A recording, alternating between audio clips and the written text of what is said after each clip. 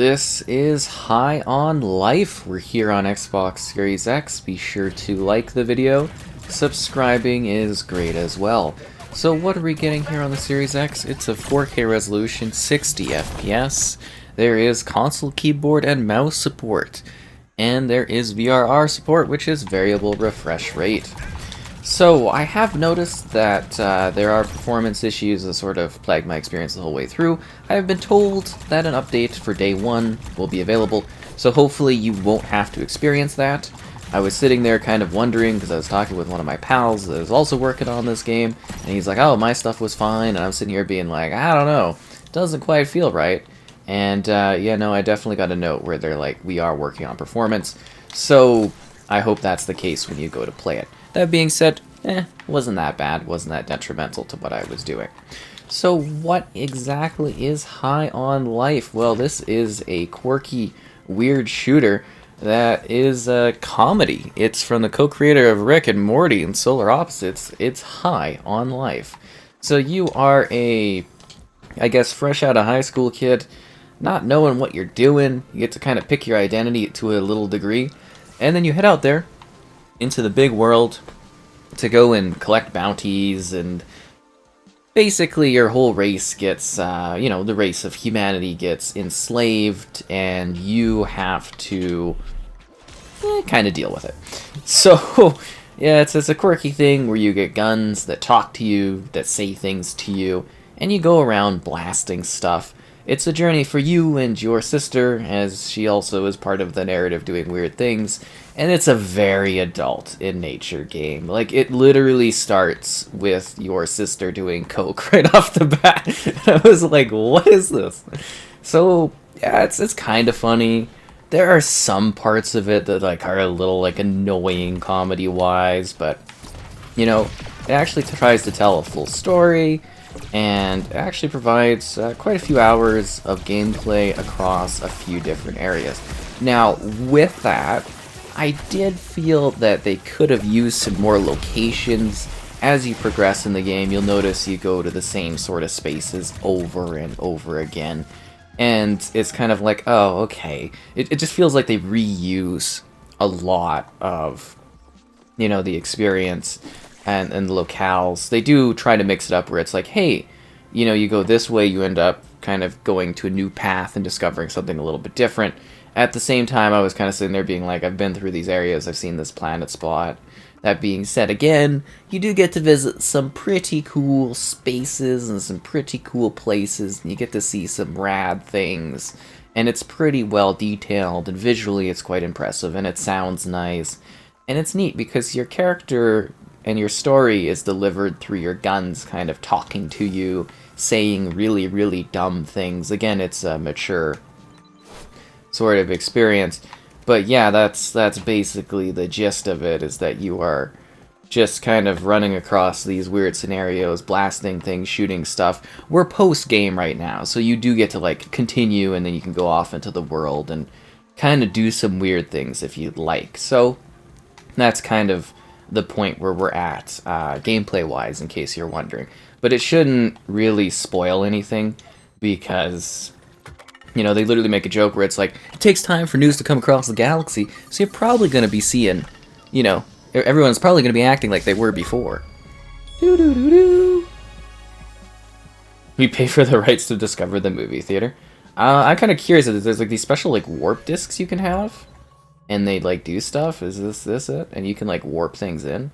Is there actually like a theater? That is hilarious, and you can sit down, and you can watch something. Alright, let's just, take a quick look and see what this has to offer. But yeah, it's just got, like, a lot of really interesting oddball scenarios that pop up. Kind of like this, and then these are, like, special discs that you get that you collect from these, like, battle stations, these crystals, and then you sell it to this one dude in this one city that we'll show off in a sec here. And that's how you kind of unlock these new travel endpoints. And it's just, like, it's kind of funny, again, going back to that whole Rick and Morty type thing. Let's head out of here, though. We don't need to really show this off. It was just to give you an idea of a side venture. But yeah, it's got like a lot of that weird funny things going on the TV, or there's weird news segments. Like, the world's full of funnier little things. And then you've got these guns that do, you know, a variety of different things outside of your suit. You know, it kind of shoots, and it's got like alt ability fires. That's kind of your little main gun, and you can upgrade these all from like a shop place. And then there's a shotgun, and you know, he kind of like shoots and he sucks and shoots disc things, and you know, and then we've got like the needler going on, you know, basically from Halo, and it like penetrates.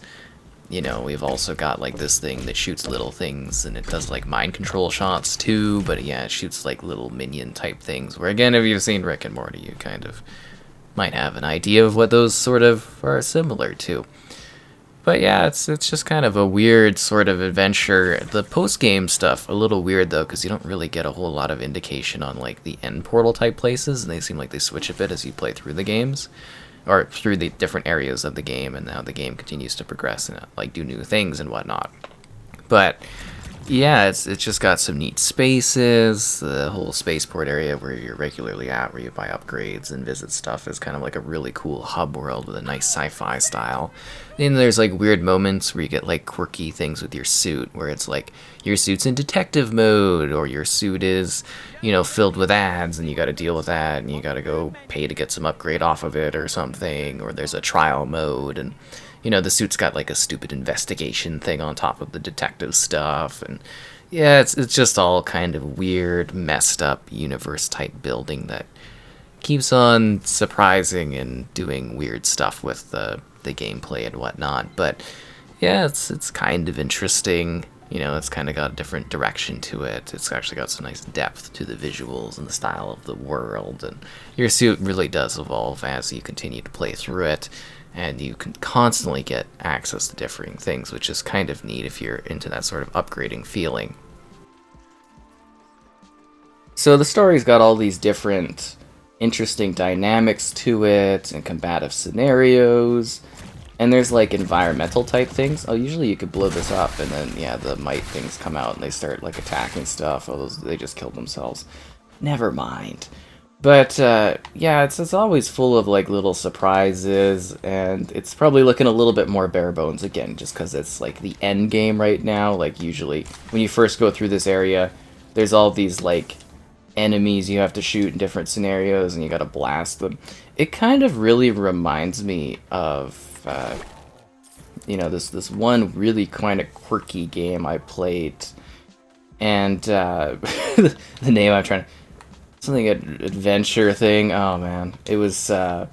That one's a very very quirky little space game, and it sort of gives me vibes where it's, you know, humor is first and foremost. If you like, again, I think the Rick and Morty type thing, you're probably going to find this one to be, you know, kind of interesting, if that makes sense. Like, you're gonna find it a little entertaining.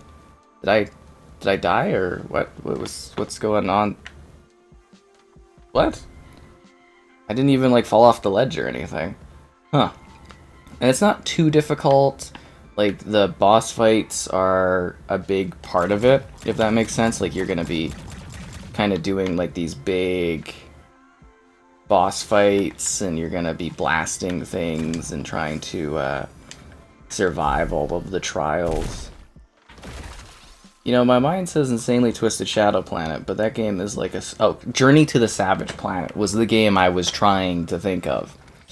So, yeah, that's what I was thinking of, is that one. It's got that kind of quirky vibe, but I think this one is a lot more... I don't know, a little bit more detailed, a little bit more story-focused in that regard. Okay. I can't recall where the teleporter thing is, so we're gonna go back to the main menu. Which is totally fine. Doesn't matter. And then we're going to continue the game. We'll show you the little house, because you have your house. So basically your house gets zapped off into space. And it shows just how fast this game loads. Oh no, it actually brought me right back here. That is hilarious, because I wanted to get out of this place. Oh, is there... Okay, we'll go grab these little peso points. Because I was trying to get to another world so I could show it off, but we have to find like a teleporter platform kind of thing. There's like these teleporter spots that will take you to where you need to go. Restricted bounty hunter? I am like a top tier bounty hunter. I literally, anyways. Yeah, there's these teleportation spots that are, you know, how you get through different places. But anyways, like I was saying, it's got an interesting story. You're a character that's kind of thrust into the middle of this. You make some story choices that don't really, like... I wouldn't say that your story choices really impact what happens in the game at all, if that makes sense, but you kind of be like, oh, I side with this person, or I side with this person.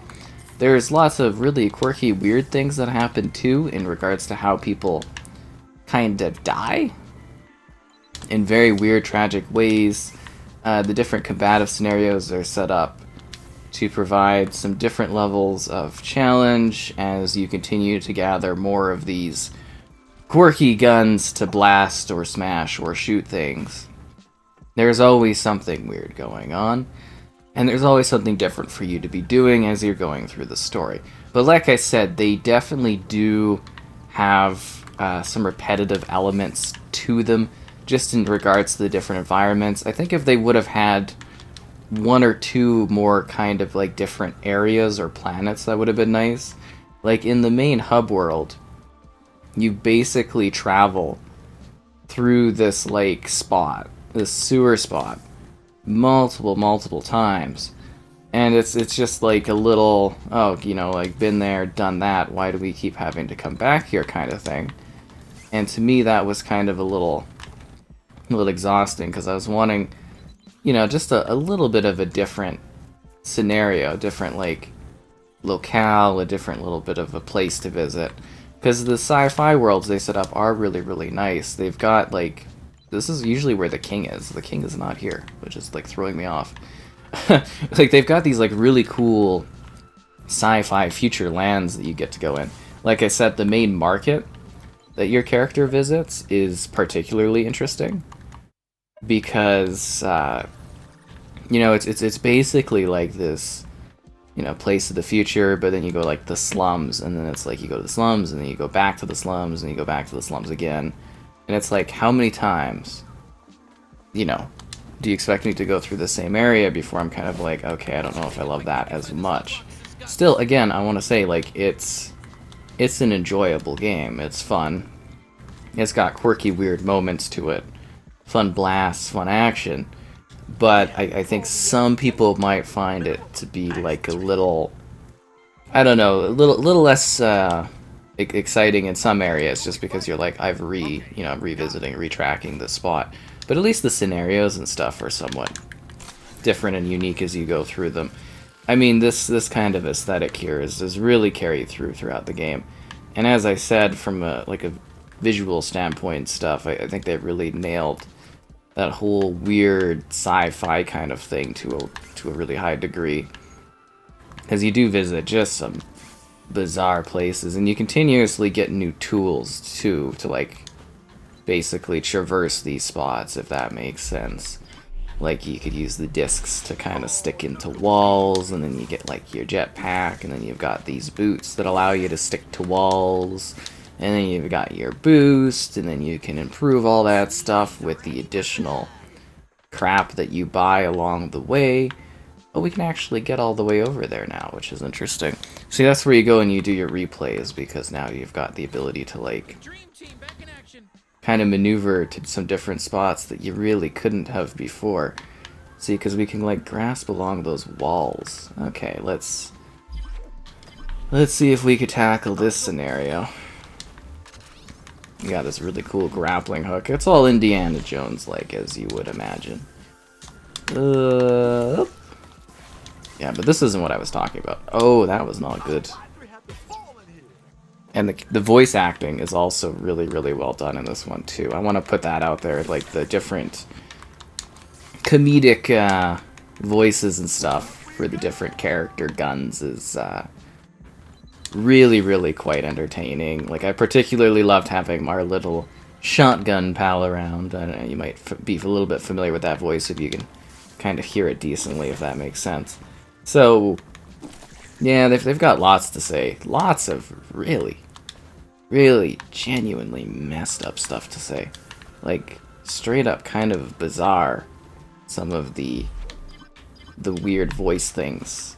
And this is all with reason, too, in regards to some of the setup areas we're going to. It just kind of gives you an idea of how you traverse through some of the stuff and what goes on here. It's a very weird game, but also kind of enjoyable as well, as you just blast and smash and kill things. Entering the security checkpoint. Oh yeah, this thing. And then that takes you over to that thing. Huh. Interesting. Very, very interesting. What? So yeah, it's a special item over there. I'm just mostly trying to find the teleporter back, to be honest. Woo! Screndel Pass. So I'd say it's kind of something a little bit different, something a little bit quirky. You might find it to be fun to play. It's a pretty easy-going shooter. As I said, only some of the boss fights could be a little tricky, but I didn't really have any problems working through it. And it's actually quite a few hours long, I'd say. You know, it definitely seems to provide some good gameplay value with it. It's a full structured thing. Just mainly my negatives were kind of like, you know, it's so-so, and it's okay, and it's kind of like, you know, if the humor hits for you or not is going to be a big thing into your enjoyment of this game. At least I think that's going to be the case. But you might find it to be a silly, quirky adventure where you go and blast things for a number of hours and have a good time and, you know, try to be some kind of weird bounty hunter savior of the planet and the universe and, you know, all that stuff that you kind of expect. Just, once again, keep in mind it's quite adult in content and stuff, so if you're expecting something a little bit like all ages for this one, that is definitely not the case. Yeah, there's quite some stuff that goes on in this one, particularly with how your character kind of, well, your guns sort of react to certain people. I mean, even the end game sort of sequence is just like, I'm not gonna spoil anything, but it's just like, it's very, it's weird. it's very, very weird. This whole thing is just like one odd sequence followed by other odd sequences filled with quirks and whatnot. And there are the motion blur you can turn off and on, but yeah, not anything different there. What a strangely bizarre game. And I hope this has kind of been okay showing it off. Like, again, it's not as action-packed as I was hoping for enemies, because you really do blast through like hundreds of enemies as you go through it. There's a decent variety of things as well that come to challenge you, because I thought that was pretty cool. And then this one is neat, because you kind of do like this whole sequence where you're fighting on top of these elevators. It's kind of crazy. Yeah, what a strangely bizarre and different kind of game. But I think they definitely know the type of audience they have with this one, and I think it's gonna resonate well with that. I think if you're coming in as a shooter, going for like weird blasts, weird quirks, destruction, chaos, you want the weird guns to talk to you all the time, you're gonna have fun. You're gonna have a good time. It's gonna be enjoyable. It's gonna be filled with some, I don't know if twist is the right word, but it's gonna be filled with some things for you to shoot, enemies for you to kill, death for you to cause. It's even cool how the enemies, they kind of break apart to a certain degree. I always found that to be kind of entertaining. Yeah, guns always got something weird to say, don't they? But yeah, the biggest thing is, you know, just it's an enjoyable, fun shooter that's weird, quirky, different, completely out of the box. It's gonna be different from what you've played in the past. That's why I was kind of struggling to even really think of anything that I could remotely be like, you know, this is like this is like that. Oh shit! You hit the button. It's on you. That was on you. Well. Oh, okay. Stuff like that happens. It's all about being high on life and that, you know?